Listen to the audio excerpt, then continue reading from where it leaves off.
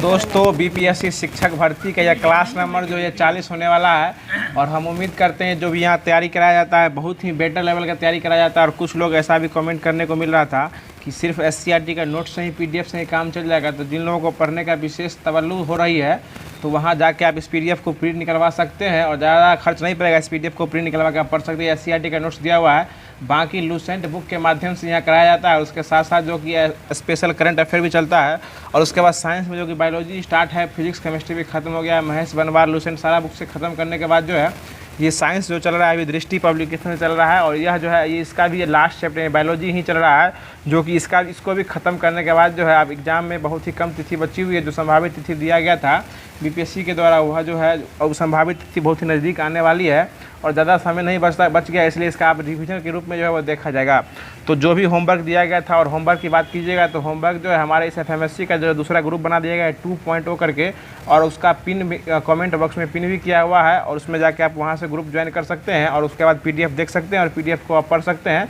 PDF पढ़ के आइएगा, उसके बाद क्लास सुनिएगा और जवाब दीजिएगा तो बहुत जल्दी याद हो जाएगा और बहुत लंबे समय तक आपको वह क्वेश्चन याद रहने वाला है।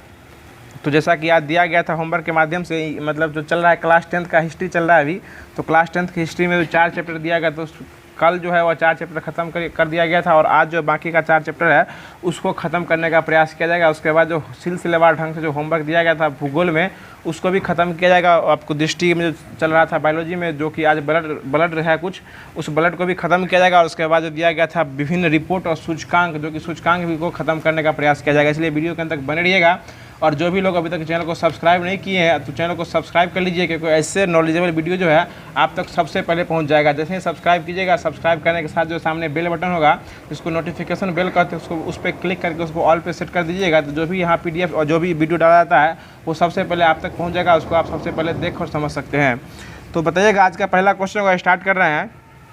आज का पहला क्वेश्चन बता दीजिएगा कि सबसे पहला क्वेश्चन बताया कि हम्फ्री डेवी जो है किसका आविष्कार किए थे? ये सेफ्टी लैंप का आविष्कार किए थे और ये सेफ्टी लैंप का जो है ना आविष्कार जो किए थे यह किसके लिए किए थे? वो सबसे पहले जो है मजदूरों के लिए किए थे। मतलब कारखानों में जो मजदूर अंधेरे में काम करने जाता था उसको मतलब सहायता प्रदान करने के लिए जो है 1815 में सेफ्टी लैंप का जो है ये आविष्कार किया गया था। और करने वाले कौन हो जाएंगे?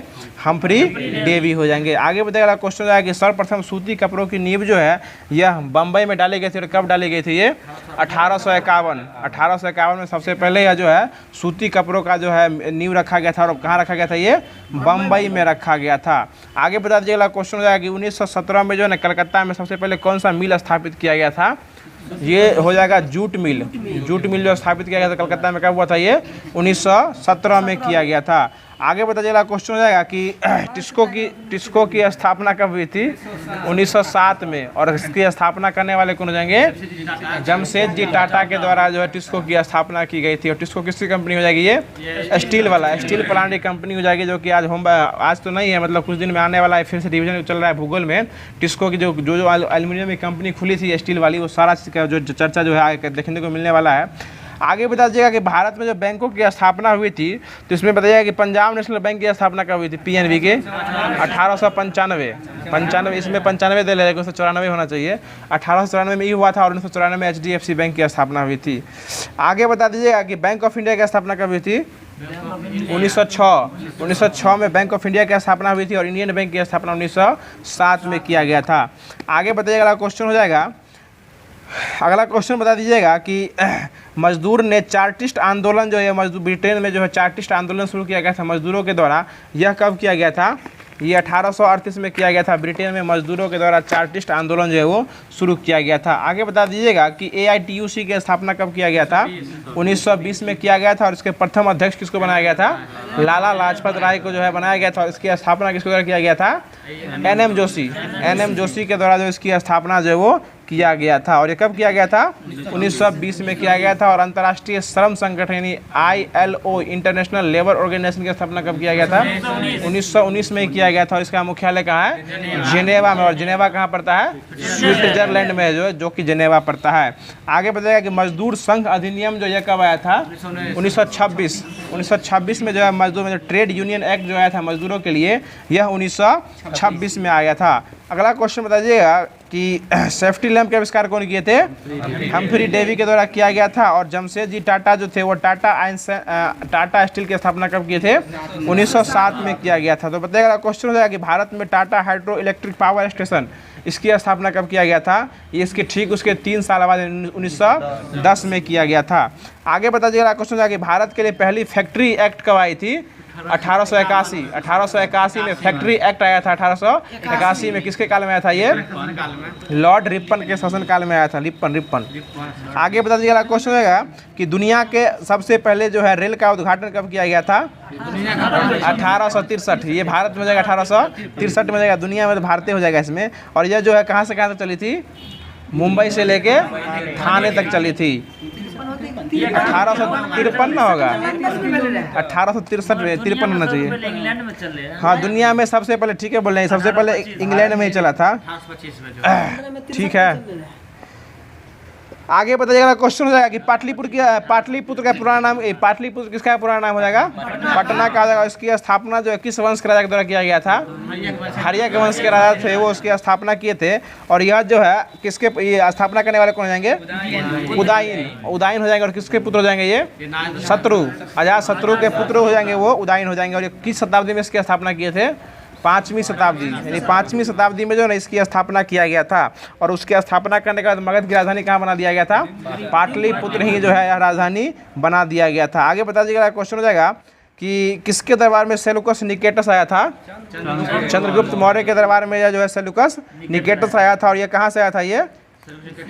ये राजदूत बन के आया था, ठीक ना। ये चंद्रगुप्त के दरबार में जो है राजदूत बन के आया था और ये भारत आया था। आगे बता दीजिएगा क्वेश्चन हो जाएगा, बताइएगा अगला क्वेश्चन है, गोलघर जो है कहाँ स्थित है? पटना में। और उसका निर्माण किस उद्देश्य से किया गया था? अनाज, अन्न को भंडारण करने के लिए जो है ना, उसको स्टॉक करने के लिए पहले बड़ी बड़ी कोठी का निर्माण किया था। उसी उद्देश्य से गोलघर का निर्माण कब किया गया था? गोलघर का निर्माण 1786 में जो गोलघर का निर्माण किया गया था। और बताइएगा अगला क्वेश्चन हो जाएगा, हाँ 1786 हो जाएगा। अगला क्वेश्चन बताइएगा, कहाँ गया? बताइएगा क्वेश्चन है, भारत की राजधानी कहाँ है? नई दिल्ली है। और भारत की वित्तीय राजधानी कहाँ है? मुंबई जो हो जाएगी भारत की वित्तीय राजधानी हो जाएगी। बताइएगा दिल्ली दरबार जो है, यह दिल्ली दरबार में बिहार में पृथक राज का रूप कब दिया गया था? 1911 में दिया गया था। 12 में वो अलग हो गया था। दिल्ली दरबार का आयोजन जो हुआ था ना, वो 1911 में ही किया गया था। आगे बता दीजिएगा क्वेश्चन हो जाएगा कि बिहार उड़ीसा से जो है ना, और बिहार और उड़ीसा बंगाल से कब अलग हो गया था? 1912 में अलग हो गया था। और इसमें अलग होकर कौन कौन सा राज्य इसमें ऐड था उस समय तक? बिहार, उड़ीसा और झारखंड, तीनों उस समय साथ ही था। उस समय तीनों साथ ही था। और बिहार से जो है उड़ीसा कब अलग हो गया? 1 अप्रैल 1936 को अलग हो गया। और झारखंड कब अलग हो गया? 15 नवंबर 2000 को कौन अलग हो गया? झारखंड जो है वो अलग हो गया था बिहार से।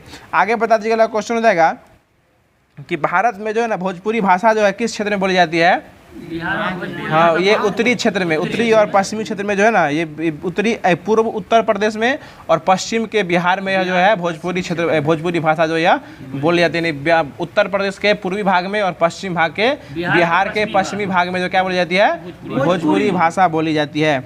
आगे बढ़ेगा, अगला क्वेश्चन हो जाएगा कि अंतर्राष्ट्रीय मुद्रा कोष की स्थापना कब किया गया था? 1945। इसमें उल्टे पुल्टे 1945 में स्थापना हुआ था IMF की। और इसमें IMG दिए हुए 1944 में इसकी स्थापना हुई थी। आगे बता दिया, क्वेश्चन हो जाएगा कि अमेरिका की खुफिया संस्था का नाम क्या हो जाएगा? CIA जो है ये अमेरिका की खुफिया संस्था हो जाएगी। और FBI कहाँ की है? ये भी अमेरिका की ही है। FBI जो है वो वहाँ की पुलिस सेवा को FBI कहते हैं, वो भी अमेरिका की ही हो जाएगी।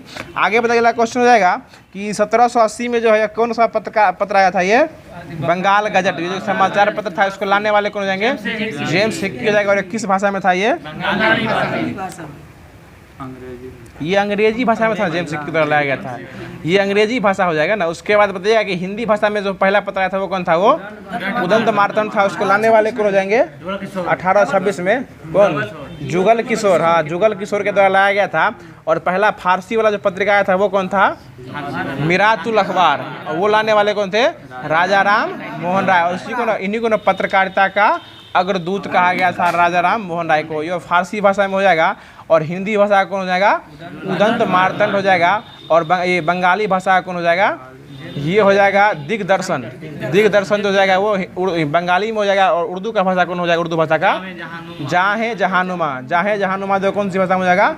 उर्दू भाषा में हो जाएगा। बताइएगा कि बीजी तिलक के द्वारा जो लाया गया था केसरी और मराठी, वह किस किस भाषा में था? वो केसरी था मराठी में और मराठा था अंग्रेजी में। और इसको कब ये प्रकाशित किए थे? 1881 में। 1881 में इनको किया गया था। और ये उस समय शासन किसका चल रहा था? लॉर्ड रिपन का। वही वर्नाकुलर प्रेस एक्ट रद्द हुआ था, तो इस सब का जो है पुनरुत्थान फिर से किया गया था। इसमें बीजी तिलक के 2 पत्रिका भी हो जाएगी, केसरी और मराठी हो जाएगी। आगे बताइए, अगला क्वेश्चन हो जाएगा कि मिरातुल अखबार जो है किस भाषा में था? फारसी भाषा में था। और इसको कब छोड़ा गया था? 1822 में। इसको 1822 में छोड़ा गया था। और संवाद कौमुदी जो था ना, वो किस भाषा में था? बंगाली में था। और इसको कब छोड़ा गया था? इसको 21 में छोड़ा गया था। 1821 में छोड़ा गया था संवाद कौमुदी की। और संवाद कौमुदी की रचना करने वाले कौन हो जाएंगे? ये राजा राम मोहन राय। संवाद कौमुदी किस भाषा में था? बंगाली भाषा में हो जाएगा। और मिरातुल अखबार किस भाषा में था? ये फारसी भाषा में था। और इसको कब प्रकाशित किया गया था? 1822 में इसको प्रकाशित किया गया था। कोई दिक्कत हमारे डॉट बाबू? भुट्टू तो बोलने से रहे, कुछ लोग को तकलीफ होती है भुट्टू बोलते हैं, तो इसलिए उनको सॉरी। अब देखिए, जिनका जो नाम प्रचलित कर दिया गया है उसके लिए कोई दिक्कत नहीं है। वैसे इनका नाम विपिन बाबू है, और यह प्यार से इनको हम भुट्टू बाबू कहते हैं। अगर अगला क्वेश्चन बताइएगा, ठंड रखिए। बताइएगा, अगला क्वेश्चन हो जाएगा कि उस समय भारत में 2 प्रेस थे। उसमें बताइएगा कि प्रेस जो थे उसमें एक प्रेस का नाम था एंग्लो इंडियन प्रेस, और दूसरे प्रेस का नाम था भारतीय प्रेस। तो बताइएगा उसमें अंग्रेज कौन सा ऐसा प्रेस था जो कि भारत में अंग्रेजों की चाटुकारिता करने का काम किया करता था, यानी गोदी मीडिया का काम करता था? ये एंग्लो इंडियन प्रेस जो था ना, वो किसका काम करता था? किसकी चाटुकारिता करता था? अंग्रेजों की, यानी चापलूसी करने का काम। यानी गोदी मीडिया उस टाइम में भी था, और वो किसका काम करता था? वो अंग्रेजों का चाटुकारिता का काम करता था। आगे बताइए, अगला क्वेश्चन हो जाएगा। अगला क्वेश्चन बता दीजिएगा कि सोम प्रकाश के प्रकाशन स्थान, इसके लिखने वाले कौन हो जाएंगे? ईश्वर चंद्र विद्यासागर हो जाएंगे। और ये किस भाषा में लिखे थे इसको भी बंगाली भाषा में ही लिखे थे। आगे बता दीजिएगा, क्वेश्चन हो जाएगा कि क्वेश्चन बता दीजिएगा कि अमृत बाजार पत्रिका का प्रकाशन जो किसके द्वारा किया गया था? दूगो हो जाएंगे, घोष भाई दोनों हो जाएंगे, मोतीलाल घोष और शिशिर कुमार घोष। ये देखिए, पूछा हुआ क्वेश्चन है, अरे वो घोष दो के छोड़ देता है, और इनमें से कोई नहीं है, एक सटीक भी ऑप्शन रहता है। हाँ जी, इसलिए ना बोले, जब भी पत्रिका की बात करेगा घोष तो भाई में रहेंगे, आप एक सटीक आराम से लेके चल जाइए। शिशिर कुमार घोष और मोतीलाल घोष दोनों भाई थे, और यह जो है दोनों मिलकर क्या किए थे? अमृत बाजार पत्रिका का प्रकाशन किए थे। और यह जो है अंग्रेजी भाषा में, यह अंग्रेजी बांग्ला भाषा में साप्ताहिक रूप से प्रकाशित होता था। आगे बता दीजिएगा, अगला क्वेश्चन रहेगा। आगे क्वेश्चन बता दीजिएगा कि बाल गंगाधर तिलक द्वारा जो है मराठी और अंग्रेजी साहित्य का प्रकाशित किया गया था?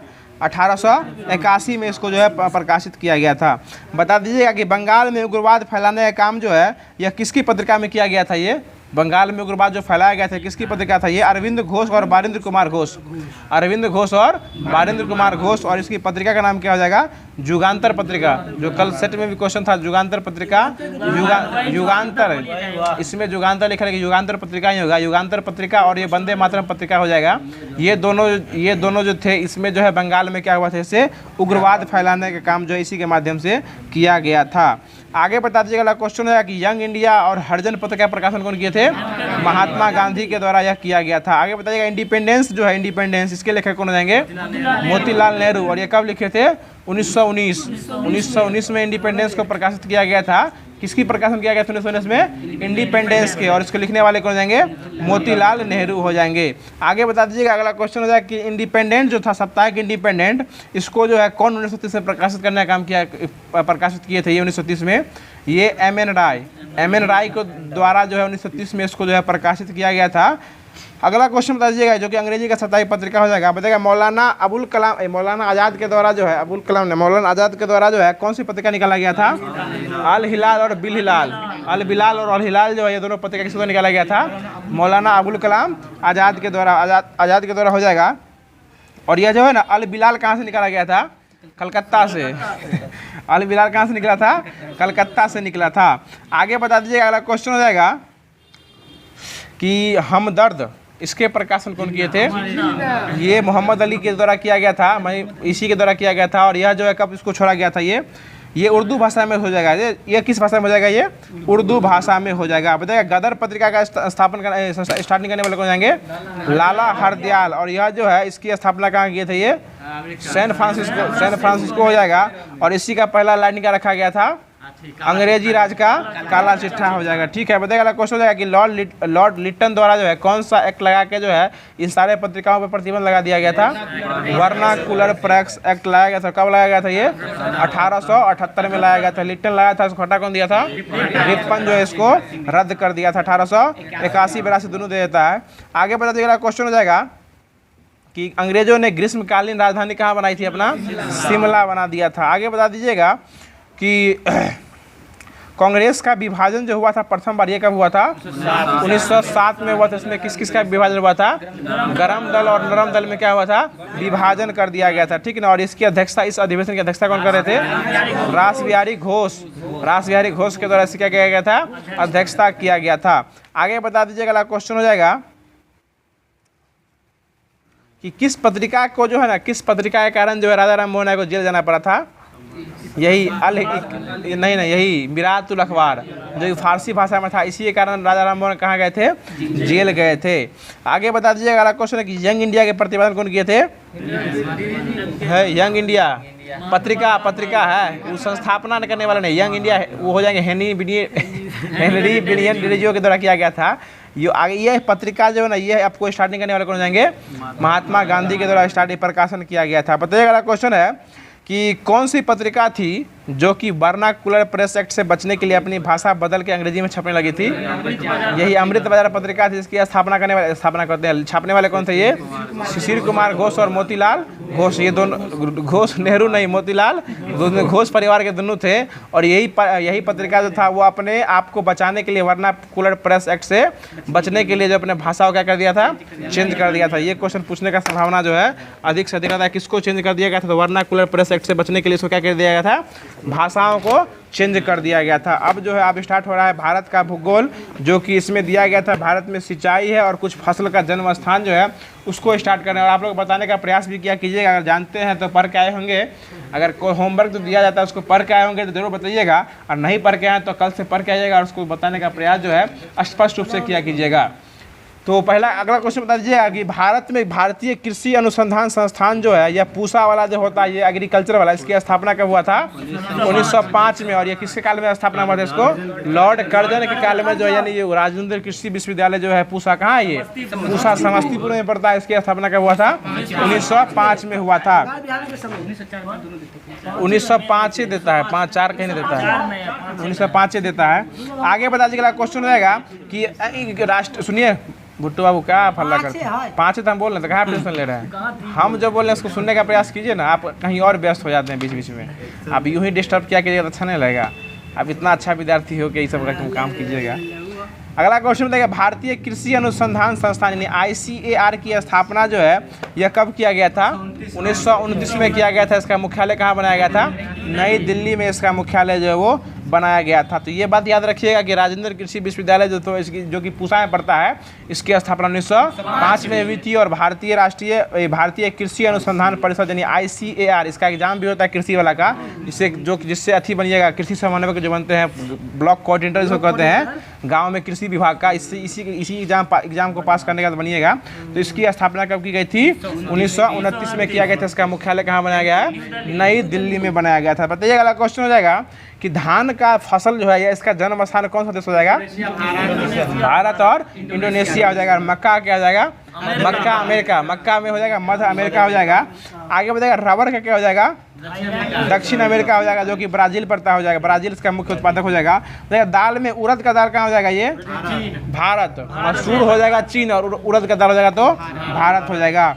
आगे बताएगा आलू का जन्म स्थान, आलू का पेरू हो जाएगा। और बताएगा मूंग का दाल में मूंग और उड़द जो ये हो जाएगा भारत हो जाएगा। आगे बता दीजिएगा, अगला क्वेश्चन हो जाएगा कि गन्ना का उत्पादन स्थल क्या हो जाएगा? भारत। प्रथम स्थान पे ब्राजील है, लेकिन ऐसे कौन हो जाएगा? तो ये भारत हो जाएगा। अब बताइएगा, अब जो है भारत की सिंचाई स्टार्ट कर रहे हैं, और इस सिंचाई से जो है ना क्वेश्चन देखिए, मिट्टी, सिंचाई, जलवायु और उद्योग, ये 4 चीज़ पर जो है ना भारत के भूगोल में आपको कमांड करना ही पड़ेगा। तो बताएगा भुट्टू बाबू के लिए क्वेश्चन है कि भारत में सिंचाई परियोजना को कितने भागों में बांटा गया है? 3 भागों में। आउरी उठाते हैं 4 गो, बोलते हैं 3 गो। आप आउरी भी छोटा छोटा आप कहते हैं 3 गो उठाते हैं 4 गो बोलते हैं। ये 3 भागों में इसको बांटा गया है, बृहद, मध्य और लघु। वर्षा हो रहा है कि बृहद, मध्य और वर्षा के लिए तो तरस रहा है समस्तीपुर की धरती, समझ रहे हैं ना? बृहद सिंचाई, मध्य सिंचाई और लघु सिंचाई परियोजना हो जाएगा। तो बताइए बृहद सिंचाई के अंदर कितना हेक्टेयर से अधिक में बृहद सिंचाई होती है? 10,000 हेक्टेयर से अधिक कृषि की अगर आपके पास भूमि है तो उसमें कौन सी सिंचाई होगी? बृहद सिंचाई हो जाएगी। और लघु सिंचाई कितना से कितना के बीच होगा? 2,000 से लेकर 10,000 के बीच जो जमीन होता है, ये सब हम वही 2,000 से लेकर 10,000 के मध्य यानी बीच में, ये है सब जो है ना हेक्टेयर में हो जाएगा। ये 2,000 से लेकर 10,000 जो हो जाएगा वो हेक्टेयर में हो जाएगा। ये सभी के बीच रहेगा तो कौन सा सिंचाई होगा? उसमें मध्य सिंचाई हो जाएगा। और उससे अगर कम रहेगा, किससे कम? 2,000 हेक्टेयर से अगर कम भूमि है तो क्या हो जाएगा? लघु सिंचाई उसको ही कहते हैं। आगे बता दीजिएगा, क्वेश्चन हो जाएगा कि वर्तमान समय में भारत में कुल सिंचित क्षेत्र जो है ये कितना % हो जाएगा? 37%। 37% कुल सिंचित क्षेत्र हो जाएगा, जिसमें विश्व में सर्वाधिक सिंचाई वाला क्षेत्र जो है किससे है? ये चीन। और चीन कितना है? 21%। उससे थोड़ा सा ही कम है भारत, ये से 20.2%। भारत में सिंचाई का परसेंटेज कितना है? 20.2%। और चीन का कितना है? 21%। किसका है? चीन का हो जाएगा। आगे बता दीजिएगा कि कुआं और नलकूप से सबसे अधिक सिंचाई कहाँ होता है? ये यूपी में होता है।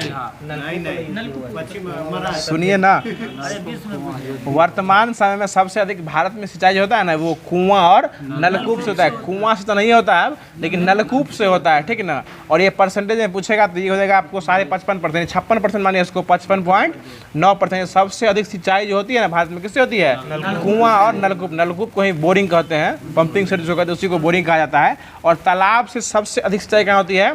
तमिलनाडु में। तो से तालाब, तो से तमिलनाडु में। तालाब से सबसे अधिक सिंचाई किस राज्य में होती है? तमिलनाडु में होती है। आगे बता दीजिएगा, क्वेश्चन है कि केवल नलकूपों, सिर्फ नलकूप से अगर सिंचाई की बात करेगा तो इससे सबसे अधिक राज्य किसमें होता है?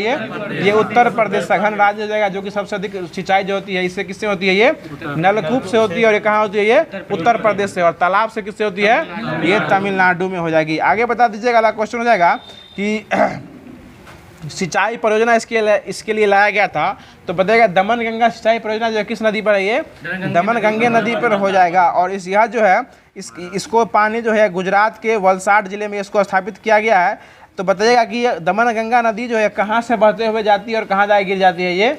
ये आंध्र प्रदेश, सॉरी, ये महाराष्ट्र और गुजरात से बहते जाती है और ये अरब सागर में जाके क्या होती है? गिर जाती है। देखिए उधर से घुसती है पश्चिम साइड से, महाराष्ट्र गुजरात होते हुए कहाँ जाके गिर जाती है? अरब सागर में जाके क्या होती है? गिर जाती है। कौन सी गंगा गिर जाती है? दमन गंगा। ये कहाँ से, किस राज्य से गुजरती है? महाराष्ट्र और गुजरात से होते जाती है। और कहाँ जाके गिर जाती है? ये अरब सागर में गिर जाती है। अधिकांश नदी परियोजना जो है ना, ये आपको महाराष्ट्र, ये पश्चिमी राज्य में आगे स्टार्टिंग में मिलता है। ये आगे बता दीजिएगा कि गिरना सिंचाई परियोजना जो किस जिला में है? ये महाराष्ट्र में। ये भी महाराष्ट्र में हो जाएगा। और किस नदी पर है? ये गिरना नदी पर ही हो जाएगा। हाँ, आगे बता दीजिएगा कि पंबा सिंचाई योजना जो है किस नदी पर है? पंबे नदी पर है। और ये किस राज्य में हो जाएगा? तो ये केरल में हो जाएगा। ये सभी जितना ये पश्चिमी राज्य है ना, सब जो है इसी में पड़ता है। आगे बता दीजिएगा, क्वेश्चन हो जाएगा टिहरी पनबिजली परियोजना जो है किस राज्य में है? ये उत्तराखंड में हो जाएगा। उधर बैठिए ना, साइड दहना से लीजिए। अगला क्वेश्चन बताइएगा, इंदिरा गांधी नहर को जो है किस नदी से पानी मिलता है? सतलज नदी से पानी मिलता है। और यह भारत की सबसे क्या है? सबसे लंबी सिंचाई परियोजना कौन सी नहर है? इंदिरा गांधी नहर सिंचाई परियोजना। और यह जो है इसको पानी किस नदी से मिलता है? सतलज नदी से। यही पूछ सकता है कि इंदिरा गांधी नहर को, सिंचाई परियोजना को पानी किस स्टेट से मिलता है, किस नदी से मिलता है? तो सतलज नदी से मिलता है। और सतलज नदी से मिलने के बाद यह सबसे बड़ी परियोजना हो जाएगी कहाँ की? भारत की हो जाएगी। आगे बताइए कि सारण सिंचाई नहर जो है एवं त्रिवेणी नहर जो है किस नदी से पानी लेता है? ये गंडक नदी से पानी लेता है। सारण और त्रिवेणी नहर जो है पानी किससे लेता है? गंडक नदी से क्या लेता है? पानी लेता है। आगे बता दिया कि भारत सरकार ने 1983 में जो है ये किसका स्थापना किया था? जल संसाधन परिषद, यानी जल संसाधन परिषद की स्थापना कब किया गया था? 1983 में इसकी स्थापना किया गया था। और इसके अध्यक्ष कौन होते हैं? प्रधानमंत्री। इसके अध्यक्ष जो होते हैं प्रधानमंत्री होते हैं, और इसके उपाध्यक्ष कौन होते हैं? जल संसाधन मंत्री। जल संसाधन मंत्री जो होते हैं ये इसके उपाध्यक्ष होते हैं, यानी अध्यक्ष कौन होते हैं? प्रधानमंत्री हो जाएंगे, और उसके उपाध्यक्ष कौन होते हैं? जल संसाधन मंत्री जो होते हैं इसके उपाध्यक्ष जो है वो हो जाएंगे। तो अब ये भी खत्म हो गया है। और अब जो दिया गया था होमवर्क के माध्यम से दृष्टि पब्लिकेशन का बायोलॉजी चल रहा है, इसको ख़त्म कर दिया जाएगा। और बायोलॉजी ज़्यादा नहीं है, जो महत्वपूर्ण टॉप पॉइंट लगता है उसको विशेष डिटेल से बताया जाता है। बताइएगा वीडियो कैसा लग रहा है। अगर वीडियो अच्छा लग रहा होगा तो वीडियो को लाइक कर दीजिए, और चैनल को सब्सक्राइब अगर अभी तक नहीं किए हैं तो चैनल को सब्सक्राइब कर दीजिए, और नोटिफिकेशन बेल को ऑल पे सेट जरूर कर दिया कीजिएगा। तो कल हमने बताया था आपको, जहाँ तक उसको एक बार फिर से देख लेते हैं। तो बताइएगा मानव शरीर में अपर्याप्त रक्त की आपूर्ति क्या कहलाती है? इस्कीमिया। ठीक है बात है। अगर मात्रा से अधिक मिल जाएगी तो क्या हो जाएगी? एस्कीमिया हो जाएगी, और मात्रा से कम मिलेगी तो एनीमिया हो जाती है। मतलब एनीमिया मतलब क्या होता है? खून की कमी, और खून की अधिकता मतलब क्या हो जाएगा? एस्कीमिया हो जाएगा। बताइए एक स्वस्थ मनुष्य के शरीर में कितना लीटर खून रहता है? 5 से 6 लीटर खून रहता है। और महिलाओं की तुलना जो है ये पुरुष में कितना कम रहता है? आधा लीटर कम रहता है। महिलाओं में पुरुष की तुलना में आधा लीटर खून कम होता है। माथा भी आधा किलो कम में होता है, आधा कम में होता है। ये भी आगे बता दीजिएगा। अगला क्वेश्चन हो जाएगा कि रुधिर का काम जो है शरीर में, रुधिर मतलब खून, जहाँ जहाँ रुधिर बोलेंगे उसका मतलब क्या हो जाएगा? खून। तो बताइएगा मानव शरीर में रुधिर का मुख्य काम क्या हो जाएगा?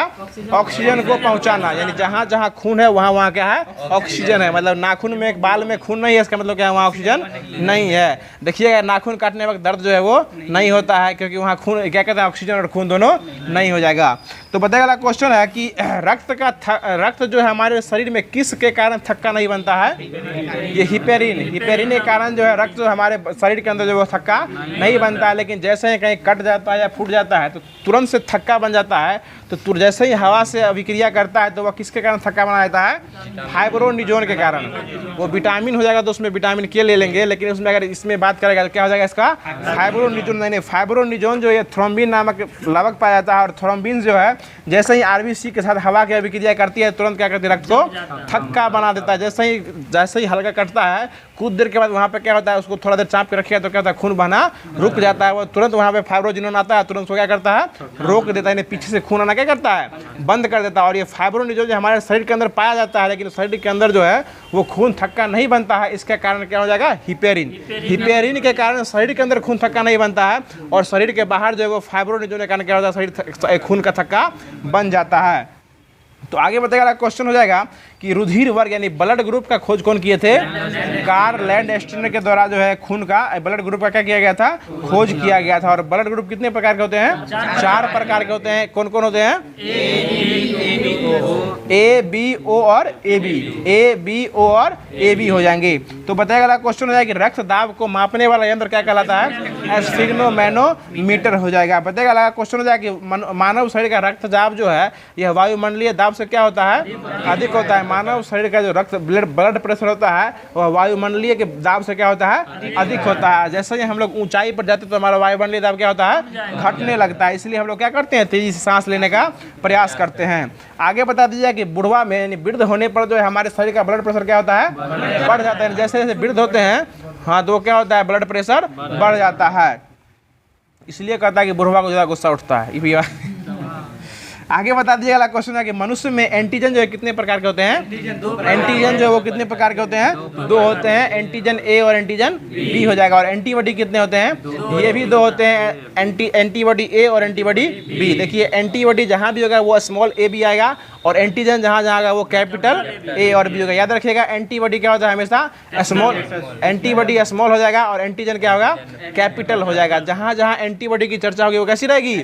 स्मॉल रहेगी। और ये आपको फंसा देगा, समझेगा ना? ऐसा लिखा रहेगा ना छोटा बड़ा में, इसको देखना पड़ेगा, बड़ा गौर से देखिएगा। और किसको किसके मिलने से क्या बनता है ये अभी बताएंगे। तो बड़ा ये सब टॉपिक जो ज़्यादा समझिएगा नहीं खुद से, तब तक एग्जाम में गलत होते ही रहेगा। तो ध्यान दीजिएगा कि जहाँ जहाँ एंटीबॉडी होगा वहाँ पर क्या होगा? स्मॉल हो जाएगा। और एंटीजन जो होगा तो वहाँ क्या होगा, कैपिटल हो जाएगा। तो बताएगा मानव शरीर में जो रुधिर वर्ग है इसका खोज कौन किए थे, लैंडस्टीनर के द्वारा खोज किया गया था, जिसमें कि ए, बी और ओ ये दोनों के, ये तीनों का खोज कौन किए थे, लैंडस्टीनर के द्वारा किया गया था। ए, बी और ओ का खोज जो है लैंडस्टीनर के द्वारा किया गया था, 1901 में किया गया था। और ठीक इसके एक साल के बाद 1902 में ये किए थे डिकेस्टलो स्टेरली, ये एकमात्र किए थे। ए बी की खोज जो है ये किए थे डिकेस्टलो स्टेरली के द्वारा किया गया था। मात्र एक का खोज किए थे वो, और उसका नाम क्या था, ए बी, जो कि दो एक साथ रहता है ना, दो एक साथ याद रखिएगा, दो एक साथ रहता है। और इसका खोज कौन किए थे, डिकेस्टलो स्टेरली के द्वारा खोज किया गया था। ठीक उसके एक साल के बाद 1901 में ये किए थे और 1902 में इसके द्वारा जो है ये खोज किया गया था। अब बताइएगा जो क्वेश्चन हम पूछने जा रहे हैं, तो बताइएगा रुधिर वर्ग 1 यानी रुधिर वर्ग मतलब क्या है, blood group A. Blood group A में जो है क्या एंटीजन क्या पाया जाता है, एंटीजन ए। या बता देते हैं, एक बार पहले बता देते हैं, समझा देते हैं, उसके बाद सुनिएगा। तो रुधिर वर्ग ए जो होगा इसमें एंटीजन जो हो जाएगा वो ए हो जाएगा, और एंटीबॉडी क्या होगा, ठीक उसके उल्टा जो है स्मॉल बी हो जाएगा। एंटीजन ए होगा और एंटीबॉडी क्या होगा, बी हो जाएगा। एंटीबॉडी मतलब स्मॉल याद रखिएगा, एंटीजन और एंटीबॉडी समझिए पहले। एंटीजन क्या होगा, ए होगा, और एंटीबॉडी क्या हो जाएगा, बी हो जाएगा। ये किस में, ब्लड ग्रुप ए में। ब्लड ग्रुप बी में भी हो जाएगा, एंटीजन बी हो जाएगा, और एंटीबॉडी क्या होगा, उसका ठीक उल्टा ए हो जाएगा। जैसे ही एंटीजन ए होगा एंटीबॉडी उसका ठीक विपरीत बनेगा, बी बनेगा। एंटीजन अगर बी होगा तो एंटीबॉडी क्या बनेगा, ए बनेगा। याद समझ गए ना, एंटीजन ए होगा तो एंटीबॉडी क्या होगा, बी होगा, और एंटीबॉडी की स्मॉल में रखेंगे और एंटीजन को कैपिटल से रखेंगे। और दो जगह एंटीजन, एक जगह एंटीजन गायब रहता है और एक जगह एंटीबॉडी गायब रहता है। तो जहाँ दो रहेगा, ए बी जो होता है ब्लड ग्रुप, उसमें एंटीजन ए बी रहता है और उसमें एंटीबॉडी क्या रहता है, गायब रहता है। दूगो वाला में एंटीबॉडी क्या रहता है, गायब रहता है। और आपको जो ब्लड ग्रुप ओ है इसमें एंटीजन गायब रहता है और एंटीबॉडी क्या रहता है, ए बी रहता है, उसमें एंटीबॉडी ए बी रहता है। याद रखिए दोनों हमेशा उल्टा रहता है। अगर हमारे ब्लड ग्रुप अगर ए है हमारा ब्लड ग्रुप, तो हमारे ब्लड ग्रुप पूछेगा आपसे, ये क्वेश्चन पूछेगा कि इनमें से कौन एंटीजन और एंटीबॉडी पाया जाता है ब्लड ग्रुप ओ में, ठीक है ना। और ऑप्शन दे देगा, फंसा देगा। याद रखिएगा जो ब्लड ग्रुप है वही एंटीजन पाया जाएगा, और उसका ठीक विपरीत उसका क्या होता है, एंटीबॉडी। अगर हमारा ब्लड ग्रुप ए है तो उसका एंटीजन क्या हो जाएगा, ए हो जाएगा, लेकिन उसका एंटीबॉडी बी, कौन सा बी होगा, स्मॉल बी हो जाएगा। अगर हमारा ब्लड ग्रुप बी है तो एंटीजन क्या होगा, बी हो जाएगा। Antigen A, blood group B है तो एंटीजन क्या होगा, बी होगा, और ब्लड ग्रुप का एंटीबॉडी क्या हो जाएगा, स्मॉल ए हो जाएगा। और हमारा ब्लड ग्रुप ए बी है तो हमारा एंटीजन क्या होगा, ए बी होगा, लेकिन उसमें एंटीबॉडी नहीं पाया जाता है। और ब्लड ग्रुप अगर हमारा ओ है इसमें एंटीजन नहीं होगा और उसमें एंटीबॉडी क्या होगा, स्मॉल ए बी होगा। यहाँ तो कोई दिक्कत। अब आगे बढ़ते, आगे बताइएगा कि किस वर्ग को जो है ना सबसे सर्वाधिक दाता कहते हैं, यानी देने वाला कहते हैं, डोनर बनते हैं। ओ निगेटिव क्या कहते हैं, देने वाला। यानी जैसे ही निगेटिव लग गया वो क्या हो गया, देने वाला हो जाएगा। और लेने वाला कौन हो जाएगा, तो A B positive. A B positive जो है वो लेने वाला हो जाएगा। इसको क्या कहते हैं, सर्वाधिक एक्सेप्टर, यानी सर्वाधिक ग्राही कहा जाता है। याद रखिए एगो देने वाला दूगो मिलके लेने वाला हो जाएगा, कोई दिक्कत। यानी एगो देने वाला ओ माइनस हो जाएगा देने वाला, और लेने वाला क्या हो जाएगा, दूगो मिलके लेने वाला और एगो देने वाला हो जाएगा। आगे बता दीजिएगा अगला क्वेश्चन है। इसके बाद आर एच फैक्टर की खोज किया गया था। तो आर एच फैक्टर की खोज जो किए थे ये किसके द्वारा किया गया था, एंटीजन, सॉरी एंटीजन की खोज कौन किए थे, ये लैंडस्टीनर के द्वारा किया गया था। और आर एच फैक्टर का खोज कौन किए थे, ये बीनर के द्वारा किया गया था। और वह किस में खोए थे, ये रीसस नामक बंदर में खोए थे, इसलिए उसका नाम रीसस था, इसलिए उसका नाम क्या रख दिए, आर एच। रीसस जो स्टार्ट होता है किससे होता है, आर एच से स्टार्ट होता है, इसलिए उसका उस फैक्टर का नाम क्या रख दिए, रीसस रख दिए। और इसको इसी को कहते हैं आर एच फैक्टर कहा जाता है। अब देखिए यहाँ पर समझने वाली बात यह है कि कब कौन सा फैक्टर मिलेगा तो क्या हो जाएगा, ये समझाते हैं। ये बहुत अच्छा चीज़ है। ये देखिए मनुष्य में जो है ना अगर आर एच प्लस फैक्टर पाया जाता है उसको आर एच पॉजिटिव कहते हैं, और अगर आर एच माइनस फैक्टर पाया जाए उसको क्या कहेंगे, आर एच निगेटिव कहते हैं। देखिए इसमें होता क्या है कि कभी कभी आर एच प्लस और आर एच माइनस मिल जाता है ना, तो बच्चे की मृत्यु जो है वो गर्भाशय में ही हो जाती है। यानी भ्रूण अवस्था में बच्चे की जो मृत्यु हो जाती है उसका कारण बताते हैं।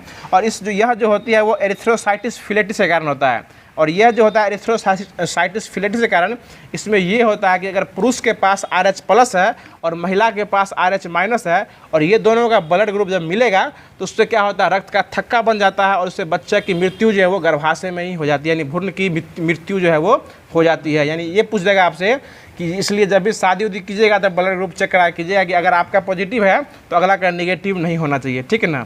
अगर पुरुष RH पॉजिटिव है तो महिला RH निगेटिव जो है वो नहीं होना चाहिए। अगर ऐसा होता है तो उसमें क्या होता है, गर्भाशय में बच्चे की क्या होती है, मृत्यु हो जाती है। देखिए इसमें 4 केस बनता है और 4 केस में मात्र एक ही केस में क्या होता है, बच्चे की मृत्यु होती है। याद रखिएगा पिता का अगर मतलब फैक्टर जो है ना, RH फैक्टर जो है प्लस और माता का RH फैक्टर नेगेटिव होगा तो बच्चे की क्या हो जाएगी, मृत्यु हो जाएगी। बाकी दोनों में उल्टा पुल्टा है, उससे कोई मतलब नहीं है।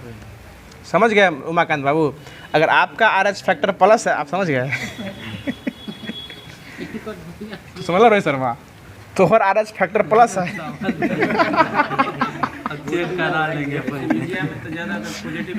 ठीक है। देखिए देखिए पहला राउंड चलता है, ठीक ना, लेकिन दूसरा वाले में क्या है, पहला वाले में गर्भाशय नया रहता है एकदम, उसमें कोई दिक्कत नहीं है, लेकिन पहला सक्सेस रहता है, दूसरा वाला जो है वो सक्सेस होना ऐसा संभव नहीं है। देखिए अगर पिता RH प्लस है, माता भी RH प्लस है तो बच्चा सक्सेस हो जाएगा, ठीक है ना। अगर पिता RH माइनस है और माता RH प्लस है तो भी बच्चा क्या होगा, सक्सेस हो जाएगा। अगर पिता भी RH माइनस है और महिला भी RH माइनस है तो भी बच्चा क्या होगा, सक्सेस होगा। लेकिन पिता RH प्लस है और माता RH माइनस है तो क्या हो जाएगा, रक्त थक्का बनेगा और उसके बाद क्या होगा, उसकी मृत्यु जो है वो हो जाएगी। तो आज यहीं पर रहने देते हैं रक्त के थक्के बनने पर। उसके बाद जो है उसको स्टार्ट कर रहे हैं, जो कि दिया गया था महत्वपूर्ण रिपोर्ट और सूचकांक दिया गया था। अगर नहीं समझते तो हम समझा देंगे और अच्छा से प्लस माइनस वाला में, इस समय बहुत माहिर आदमी है हम समझ रहे हैं हम ना। मुकेश जी शादीशुदा नहीं अभी, इसलिए हमारा तो कोई टेंशन नहीं। यहाँ पर कौन बुर्बक आप होना चाहते, ठीक है। देखिए हम उम्मीद करते हैं आपके बात पहले से नहीं पता होगा, सही बात बोल रहे हैं ना, नहीं पता होगा RH फैक्टर प्लस माइनस क्या लफड़ा है। सो शादी के बाद डॉक्टर के पास आइए तब देखिए होता है, कभी कभी ऐसा होता है कि नहीं हो रहा है ना, क्या दिक्कत है, वही RH फैक्टर, वही उसके बाद RH फैक्टर चेक किया जाता है। अगला क्वेश्चन बताइएगा, अगला क्वेश्चन हो जाएगा, ठीक है बताइएगा कि अगला क्वेश्चन है कि मानव विकास सूचकांक जिसको कौन सा रिपोर्ट जारी करता है, UNDP के द्वारा जारी किया जाता है। और इसमें भारत का स्थान क्या है, अभी 134वें स्थान पे कौन है, अभी भारत स्थित है। आगे बता दीजिएगा, अगला क्वेश्चन हो जाएगा कि विश्व खुशहाली रिपोर्ट जो है इसमें स्थान कितना है भारत का, 126 और प्रथम स्थान पे कौन है, फिनलैंड जो क्या है इसमें प्रथम स्थान पे हो जाएगा। बताएगा लैंगिक असमानता में जो है भारत का स्थान कितना है, 108 में है। और लैंगिक किसमें, लैंगिक समानता में हो जाएगा। और एक हो जाएगा लैंगिक, क्या होता है वो, जेंडर गैप इंडेक्स, मतलब लैंगिक, इसको हिंदी में क्या कहते हैं, हिंदी में हो पा रहा है, जेंडर गैप इंडेक्स जो होता है इसमें भारत का स्थान कितना है, 129 हो गया है। पहले 127 था, अब 2 स्टेप और क्या हो गया है, बढ़ गया, 129 हो गया है। आगे बता दीजिएगा कि हेनले पासपोर्ट इंडेक्स भारत का स्थान 85वें स्थान पे और प्रथम स्थान पर कौन सा देश है, फ्रांस। जापान तो नहीं, फ्रांस है, अभी सिंगापुर तो 80 वाला में था और फ्रांस जो आ गया ये 85 वाले में आ गया है। आगे बता दीजिएगा कि जलवायु प्रदर्शन सूचकांक में जो है कौन भारत के स्थान पे है, 7वें स्थान पे है। पहला दूसरा तीसरा पे कोई देश नहीं है, 7वें स्थान पे कौन है, भारत हो जाएगा। और चौथे स्थान पे जो कि चौथा है और पहला भी है वो, उसमें कौन सा देश है, डेनमार्क हो जाएगा। जलवायु प्रदर्शन सूचकांक में जो है ना पहला दूसरा तीसरा पे कोई देश नहीं है और चौथा स्थान पे जो देश है वो कौन है, डेनमार्क है चौथा स्थान पे, लेकिन देशों की सूची में पहला हो जाएगा। और इसमें भारत का स्थान कितना है, 7वें स्थान पे हो जाएगा। आगे बता देंगे भूखमरी में भारत का स्थान कितना है, 111 स्थान है किसमें, सीखे भूखमरी में। हंगर इंडेक्स में जो 111 नंबर का हो जाएगा। आगे बता दीजिएगा क्वेश्चन है, ये आ गया ग्लोबल जेंडर गैप इंडेक्स में भारत का स्थान 129 है। पहले 127 था, अब कितना हो गया है, 129 हो गया, ये भी याद रखिएगा।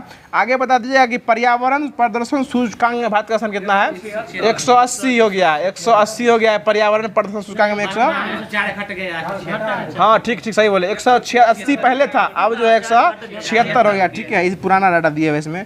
आगे बता दीजिएगा कि global fire power index Bharat का स्थान 4थे स्थान पर हो जाएगा। आगे बता दीजिएगा क्वेश्चन हो जाएगा कि वैश्विक प्रतिस्पर्धा सूचकांक में कितना स्थान पे है, ये 40वें स्थान पर जो है प्रतिस्पर्धा में हो जाएगा।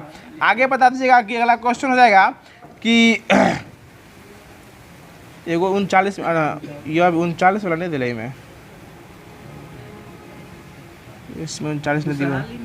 खुशहाली और शांति दोनों में 126 है अभी, शांति में 116 हो गया, 116 हो गया, शांति हटा इधर को बढ़ा, प्रतिदिन आगे भाग रहा है, शांति में 116 हो गया, शांति में कहिया हो गया 116, शांति में 116, ठीक है, ये घटते बढ़ते रहता है सब। आगे बता दीजिएगा क्वेश्चन हो जाएगा कि बताइए वैश्विक शांति सूचकांक में तो कितना बोले, शांति में 116 हो गया, खुशहाली में 126 है ना, शांति में 116 हो गया है।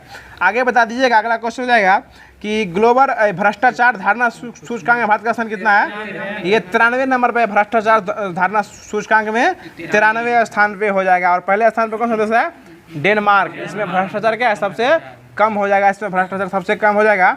अगला क्वेश्चन बताइए, ग्लोबल यूनिकॉर्न इंडेक्स में भारत का स्थान तीसरा है। यूनिकॉर्न में जो है भारत कितने स्थान पे है, तीसरे स्थान पर है। ये यूनिकॉर्न में हो जाएगा, भारत तीसरे स्थान पे जो है वो हो जाएगा। तो ये जो क्लास था, और एक और लास्ट क्वेश्चन पूछ लेते हैं, बताइएगा कि साइबर क्राइम इंडेक्स में भारत का स्थान कितना है, 10वें स्थान पर है। साइबर क्राइम के स्थान है भारत जो है वो 10वें स्थान पर है। तो ये आज का क्लास यहीं स्टॉप करते हैं। बाकी क्लास कैसा लगा आप लोग कमेंट बॉक्स के माध्यम से ज़रूर बताइएगा। और अगर अभी तक ये वीडियो पे बने हुए हैं तो वीडियो को लाइक कर दीजिए और चैनल को सब्सक्राइब कर दीजिए। और ये क्लास कैसा लगता है इसके बारे में कमेंट बॉक्स में अपना प्यारा सा सुझाव जो है वो ज़रूर दे के जाया कीजिएगा। और एक और छोटा सा रिक्वेस्ट है आप सभी लोगों से कि आप सभी लोग वीडियो को देखते भी हैं, लाइक भी करते हैं, लेकिन वीडियो को शेयर नहीं किया करते हैं। बहुत ही तकलीफ होती है, क्योंकि हम लोग के द्वारा जो भी यहाँ इतना मेहनत किया जाता है, ये सारा चीज़ इसका श्रेय जो है आप लोग को ही जाता है। लेकिन आप लोग जो इसको शेयर करने का जो है प्रयास भी किया कीजिए, ताकि जो है इससे सभी लोगों को जो है एक ही बार में जो है समुचित लाभ लेने का जो है वो काम हो, एक विश्व स्तर पर जो है यह पटल जो है उस पर लाने का मुख्य कारक जो है वो आप लोग को बनना होगा।